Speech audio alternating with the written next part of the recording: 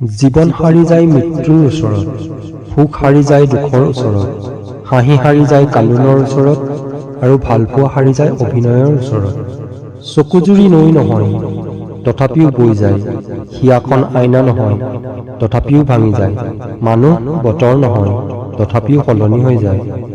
দেহৰ মৃত্যু হলে আনে কান্দে, মনৰ মৃত্যু হলে নিজে কান্দিব লগা হয়।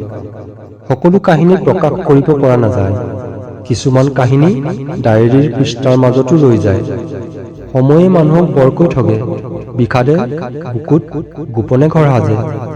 জীৱনটো মমবাতি নহয়, তথাপিও নুমাই যায়, মনটো আইনা নহয়, তথাপিও ভাঙি যায়, সপোনবোৰ চৰাই নহয়, তথাপিও উৰি যায়, আৰু মানুহটো বতৰ নহয়, তথাপিও সলনি হৈ যায়। ব্যস্ততাই মানুহক দুখৰ পৰা আঁতৰাহে ৰাখিব পাৰে, কিন্তু সুখী কৰিব নোৱাৰে। মানুহ দুটা কাৰণত সলনি হৈ যায়, বিশেষ কাৰোবাক পালে আৰু বিশেষ কাৰোবাক হেৰুৱালে। জীৱনত কিছুমান প্ৰশ্ন এনেকুৱা থাকে যাৰ উত্তৰ কেতিয়াও পোৱা নাযায়। কিছুমান ভুল এনেকুৱা থাকে যিটো শুধৰণি কৰিব পৰা নাযায়, আৰু কিছুমান কষ্ট এনেকুৱা থাকে যি কাকো কব পৰা নাযায়। ঠাণ্ডাৰ দিনত যি ৰ'দক মানুহে ভাল পায়, গৰম দিনত সেই ৰ'দকে মানুহে তিৰস্কাৰ কৰে।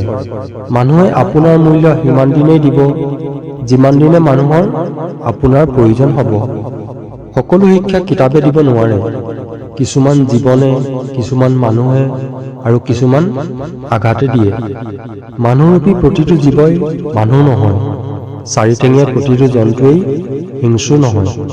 কাৰোবাক কৰা বিশ্বাসৰ আঘাত বৰ কষ্টকৰ হয়, কিন্তু জীৱনৰ এক নতুন অধ্যায় তাৰ পৰাই আৰম্ভ হয়।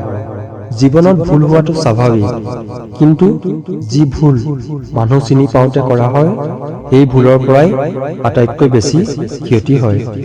সকলো কাহিনী প্ৰকাশ কৰিব পৰা নাযায়, কিছুমান কাহিনী ডায়েৰীৰ পৃষ্ঠাৰ মাজতে ৰৈ যায়।